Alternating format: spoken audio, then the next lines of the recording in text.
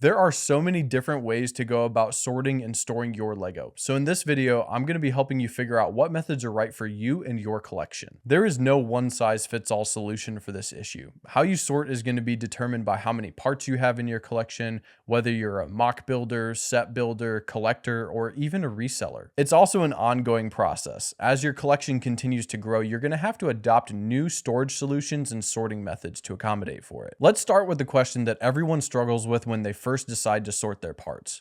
Should you sort by part type or by color? Sorting by individual part type is great for being able to find things, but it takes up a ton of storage space because you need individual compartments for everything. Sorting by color is quicker and easier, but when you're looking for certain pieces, it can become a nightmare. Imagine trying to find a specific piece in this drawer. You can barely see what's going on here. I know that Mark and Steven from LEGO Masters Season 2 sort by color in their parts collection and then dump bins out on tables to find the pieces they need. That's totally fine if you work that way, but in reality, most of us don't really function like that.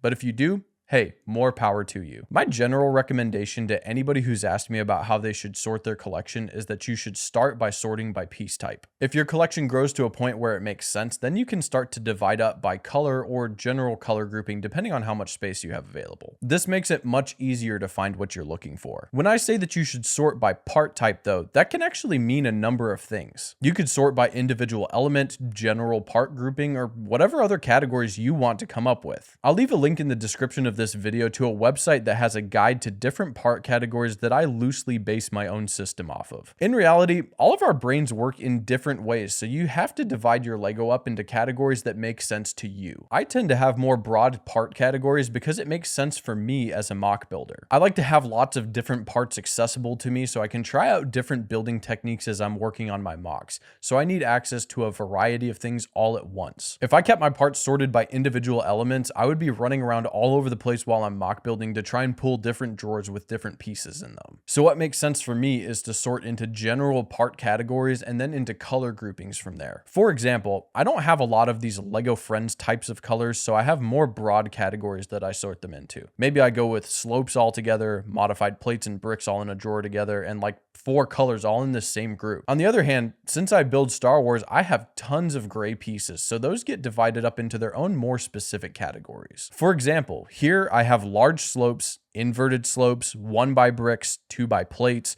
1 by plates, and wedges all in their own much larger drawers. I have a huge amount of dark bluish gray from my Christophsis project, which I just finished putting away, and those parts take up this entire stack of drawers with just bricks, plates, and tiles. The sorting system that works for you is probably going to be different than the sorting system that works for me. I recommend thinking about what types of projects you like to work on and then kind of working backwards from there to find a sorting system that fills your needs. Getting through the initial sort process when you have an unsorted collection can be very cumbersome. I really can't recommend it enough though, because once you get to that point of being somewhat sorted, you can move into more of a maintenance mode where you're sort of just fine-tuning and adjusting things as you're adding more parts to your collection. Sorting is an ongoing process that requires more work during some times and less work during others, but having a sorted collection is incredibly satisfying and it helps you to know what you actually have to work with. Next up, let's talk about storage solutions. There are tons of options out there and different things work for different people, just like sorting methods.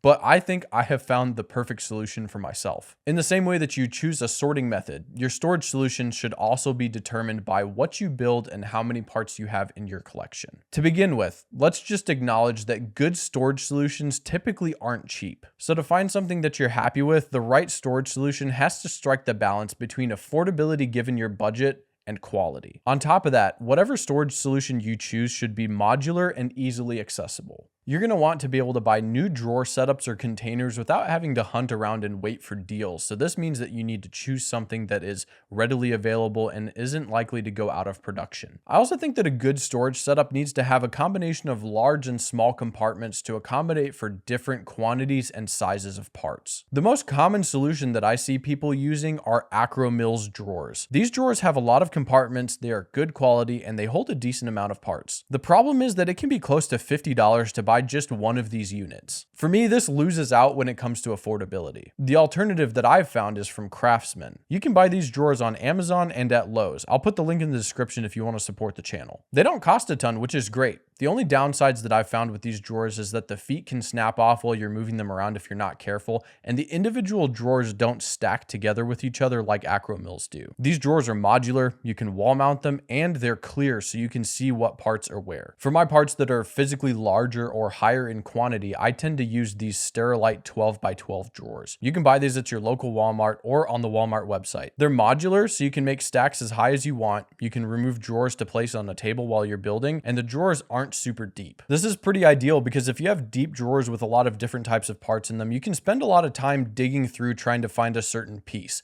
With shallow drawers, you don't really have that issue because there's not as much depth to go through. Sometimes I also add dividers to these to keep them a little bit more organized. The other type of storage that I use is one that I thought I would be a big fan of initially because of the clean look, but I've actually come to dislike these over time. I got these drawers off of Amazon and they come assembled, which is great. They have a pretty clean look to them, but I don't like that you can't see the contents from the outside. Some people like to use drawers from IKEA that are sort of like these, but are quite a bit larger for part storage. These generally look a lot nicer than the clear see-through plastic Sterilite drawers, so if you don't have a dedicated Lego room, these could be really good for you. I'm lucky enough to have the space in my basement to store all of my parts in a way that I can see everything at a glance. But if that's not the case for you and you have to keep your parts collection in a living room or a more common space in your house, you might actually want things to be a little bit more discreet. So if that's the case, I would actually recommend these. Personally, I plan to swap these out at some point because I like to be able to see everything at a glance without having to open drawers and check on things. If you're a large scale mock builder with a massive amount of parts, you may want to go for a more open part storage solution like Solid Brick Studios or Coconut Brick Studios. They use IKEA Ivor shelving with open bins for easy access to parts. I'm personally not quite as big of a fan of this because it leaves your entire parts collection open for dust and pet hair. Thanks a lot, Zuko. But you can't deny how accessible this solution is. Not having to open and close drawers saves a lot of time when you're working on a big project. If you're looking for the cheapest solution possible, these shoe bins from Walmart are your best friend. They add up to be about $1 a piece and they stack together pretty well. I don't really use these for part storage, but I do store my Star Wars and Castle armies in these bins so I can pull them out whenever I need them. A stack of these shoe bins actually fits perfectly between two Sterilite drawer towers under my building table, so it's a good way for me to maximize on space usage. If you're primarily a set builder and you want to take sets apart to build again later, I would recommend storing your broken down sets in Ziploc bags and writing the set number on the outside. Most of the time, I just separate things out and I add them into my parts collection because I don't have the intent of rebuilding them at a later date. But there are a few sets that I want to hold on to for later and I don't want them to take up space on the shelf at the moment, so I actually use this method myself. If I don't want a set on display currently, the Ziploc bag is the easiest option to pack things away. I don't have to worry about dust or losing pieces,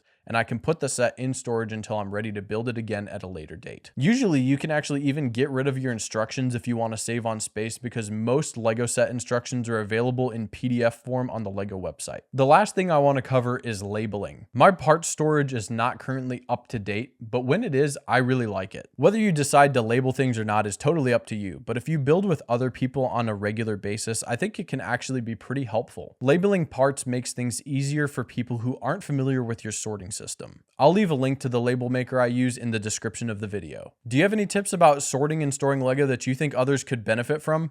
Drop them in the comments section down below. Otherwise, thanks for watching and I hope you have a good one.